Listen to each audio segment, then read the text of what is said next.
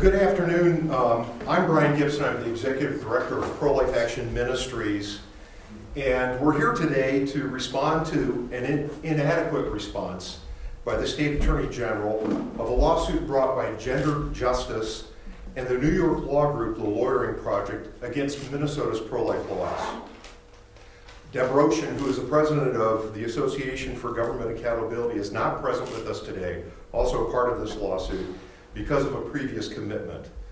I will offer some remarks. They'll be followed by Representative Tim Miller, Representative Steve Drazkowski, and then my attorney, Erick Kaardal of the Thomas More Society. The sensible Minnesota laws, which protect parental rights in families, uphold the tradition of treating human remains with dignity and respect, and ensure that accurate and complete information be available to women, among many others, deserve to be robustly and properly defended. Unfortunately, Attorney General Ellison appears to have allowed his radical pro-abortion beliefs to interfere with his obligations to the people of the state of Minnesota. Pro-Life Action Ministries is seeking to do what is proper and right to the duties of the Minnesota Attorney General. This is very simple. Attorney General Ellison should have sought dismissal of this case for the lack of private cause of action in our state constitution, just as the Attorney General's office has successfully done multiple times over the past several years. Representative Miller. Thank you, Brian. I want to thank you all for coming here today. Unfortunately, because of the inaction of Attorney General Keith Ellison, we are coming forward today for a limited intervention defense of our state's constitution. Attorney General Ellison, in this article, said that he would present a vigorous defense, and I quote, he said, "My job is to defend the laws of the state of Minnesota without regard to my own personal opinions," Ellison said during a forum in Fergus Falls, Minnesota on Friday. "That's the job that I have, that's what I signed up for, and that's what I'm going to do." Now, I used to be a coach in high school sports. I have 7 children of my own. And whenever I saw one of my players or my kids doing something or saying something wrong that they should have known better and they were denying it, I would tell them, well, either you're stupid or you're lying to me. So my question to Attorney General Ellison is, by not coming forward with this defense, are you being deceitful or are you being inept when you said that you would present a vigorous defense? In the last 3 years, the Attorney General's office has used this defense successfully to throw out attacks on the challenge the Constitution. And yet he has not done that in this case. And because of that, we're coming forward for this defense. Now understand, these laws have been on the books for decades. They've gone through the legislature. They've been approved, they've been signed into law by governors in the past, both Republican and Democrat. Now, if there's people that want to change these laws, they should go to the legislature, not the courts. Now, Attorney General Ellison knows that. I hope the district court does as well and finds for this motion to dismiss this case. I want to thank Brian Gibson of Pro-Life Action Ministries and for Erick Kaardal of the Thomas More Society for their willingness to step forward. Somebody has to be willing to defend our Constitution, our state laws, and the women and children that they protect. Right now, I'd like to pass the microphone on to Representative Steve Drazkowski. Thank you, Tim.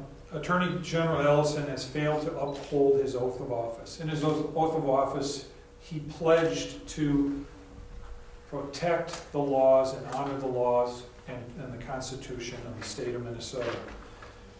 His failure to defend our state statute is an assault on the protections for women and children that have existed, as Representative Miller mentioned, for decades in our state.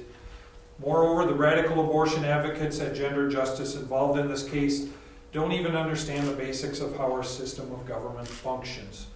Gender Justice is attempting to circumvent the legislative process and enact their abortion agenda in secret through the courts. Ellison is a willing and happy accomplice in this effort. After promising Minnesotans that he would fulfill his constitutional responsibilities to defend the constitutional laws of our state, Minnesota Attorney General Keith Ellison has decidedly omitted his very best opportunity to be successful from our state's defensive strategy. The press needs to ask Ellison if he is being dishonest or if he is simply inept. The Minnesota Constitution provides for a legislature. It is this representative body of the people of our state that makes our laws. The same Constitution doesn't allow a private cause of action to challenge it, standing so by design in deference to the legislative process. By the way, just a reminder to the plaintiffs in this case, the next legislative process convenes on February 11th of 2020. One of the plaintiffs in this case, the Lawyering Project, is an organization that is partnered with law firms in New York and California. To the people of New York and California, leave our laws alone. Attorney General Ellison, we see you. Your transparently political motivations are shining brightly through. This politically convenient dereliction of duty requires a remedy. I'd suggest that the Minnesota courts might want to send Attorney General Ellison back to school. An acquaintance with our state's Constitution is a proper prerequisite for this public official to his constitutional duty. Next, Mr. Erick Kaardal will present. Thank you. My name is Erick Kaardal. I've spent the last 25 years in suing the government. I've offered my legal services to citizens and the public to sue the government. So no one would know better in Minnesota how to sue the government and the defenses that are raised when the government is sued. If there's anyone, stand up, I would know you. And in this situation, we had the complaint filed in May, and then we patiently waited to see, after the Attorney General said he would vigorously defend the lawsuit, we patiently waited to see what he would file. And then he didn't file the complete defense. Everyone in Minnesota who's been paying attention knows that Minnesota's Constitution does not authorize an individual to sue the government for a Minnesota constitutional violation. All the claims in the complaint are alleging that Minnesota statutes violate the Minnesota Constitution. So you have these New York and California lawyers come in here and say, all these issues are to be decided by the court. But no, in Minnesota, if you're a citizen, you can't sue your township, your school district, you can't sue your city, your county, your state for a Minnesota constitutional violation unless there's a state statute that authorizes you to do so. So the Minnesota government data practices that. We all know that. The journalists know that one. That says you have a right to data from the government. It also says you have a right to sue if the government doesn't give you the data. Okay, now let's say, well, Kaardal, what's going on here? Well, one thing that's going on is, because I knew I'd get that question, would be, has the Attorney General, in other lawsuits brought by citizens recently, successfully argued that Minnesota doesn't have a private cause of action? All right. I don't know him. You might. His name is Assistant Attorney General William Young. And on March 20, 2017, that's not that long ago, Assistant Attorney General William Young, in the case of Hatton v. Piper, now this would be a plaintiff that I might represent, just a little person, not a New York, California law firm. Assistant Attorney General William Young in Hatton v. Piper wrote a memo, he signed it, supporting a motion to dismiss, asserting Minnesota has no statutory scheme providing for private actions based on violations of the Minnesota Constitution. That's Exhibit A to my notice of intervention. Exhibit B, May 19, 2017, Assistant Attorney General Bradley Hutter in Benson v. Piper signs a memorandum saying the same thing, and again succeeds in dismissing a case from Minnesota District Court. Third, August 3rd, 2018, well, that's like a year ago. Assistant Attorney General James H. Clark and Ivy V. Johnston signed a memorandum supporting a motion to dismiss and stated that there is no private cause of action under the Minnesota Constitution. So that's 3 Assistant Attorney Generals in the last couple of years who have successfully argued that no Minnesota citizen can walk into a court and sue any government for violating the Minnesota Constitution. I have suffered from this defense. My plaintiffs come into these courts time and time again, and we lose based on this defense. So why didn't the Attorney General on September 25th include a defense that other Assistant Attorney Generals have won recently on? And remember, the reason why Minnesota believes so strongly that there's no private cause of action to sue under the Minnesota Constitution is we want these things resolved in legislative bodies. Don't sue your township, go talk to the board. Don't sue your city, talk to the city council. Now, in some instances, the state legislature says we're going to authorize a lawsuit. Apparently, government data is so important that the people have it, that we've authorized people to sue when the government doesn't hand over the data. But there's no similar provision here. So now you would say, Eric, how significant is this? The significance of this notion of intervention cannot be understated. It's probably the most important thing I've done professionally is to help establish in this case that you cannot sue the government in Minnesota for a violation of the Minnesota Constitution. Why? And that is because two things are going on. One, in 1994, John Baker, a leftist center attorney at Green Espel, very well-respected attorney, wrote an article saying, hey, Minnesota Supreme Court, Minnesota courts, you don't have this private cause of action thing done right. Other state Supreme Courts have done it different ways, but you haven't analyzed why or what is the basis for a private cause of action of the Minnesota Constitution. And then 25 years passed, and nothing's improved. The Minnesota appellate courts didn't address the issue. Well, then, in one of my cases, that was removed by the government attorney to the federal court and went all the way to the U.S. Court of Appeals for the 8th Circuit in St. Louis, 2015, the Eggenberger case, which involved getting information from a township. Judge Loken, a Republican appointee, he made the decision. Judge Loken wrote, well, based on these unpublished Minnesota Court of Appeals decisions, the Minnesota Constitution has no private cause of action. So all this liberal social engineering we've watched over the years, equity in education, taxpayer-funded abortion, it all shouldn't have happened. It all should have happened. While those liberal cases were allowed to proceed, my clients with their conservative claims, no private cause of action. That is such a breach of democracy, it's ridiculous. Anyone who believes in that, you're not a Minnesotan. Because Minnesotans believe in democracy, and they believe, in the bottom of their hearts, virtually every one of them, that the same access that the people have to the Minnesota legislature has to be the same to the courts. Liberal plaintiffs don't get to go into court and say, we have violations of the Minnesota Constitution here, while conservative plaintiffs can't. Pro-abortion plaintiffs can't go into court and get access to court decisions when pro-life plaintiffs can. That is so fundamental to our state, which is a populous state. I know these people from New York and California come in here and say, you can't run your state that way. Only liberals get access to the court. Only liberals get their claims adjudicated. That's not what's done in Minnesota. We're in this together.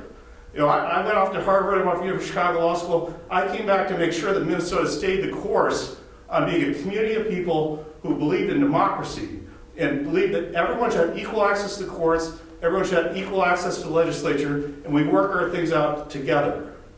So here, Attorney General Ellison and this lawyering project are partnered in a cardinal sin of Minnesota's democracy. And that is they're pretending that a pro-abortion group can come into our courts and get a court decision throwing all the restrictions out, even right to know.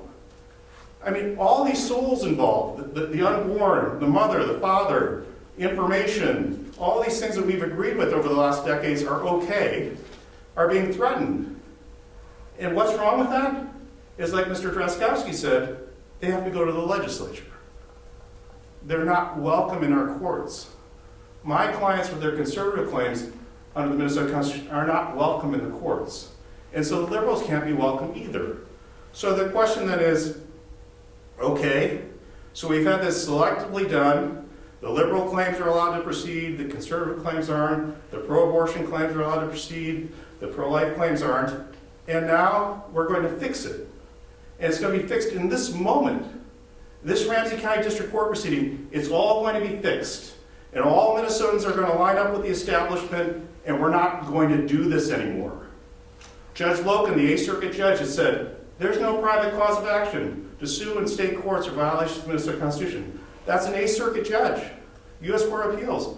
The Attorney General's office, Assistant Attorney General after Assistant Attorney General after Assistant Attorney General has relied on that decision to have claims dismissed.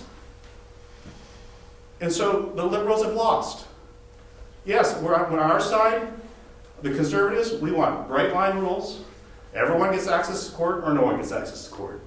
The cheating, the manipulation, here the pro-abortion forces, Doe v. Gomez again, the pro-abortion forces, it's over.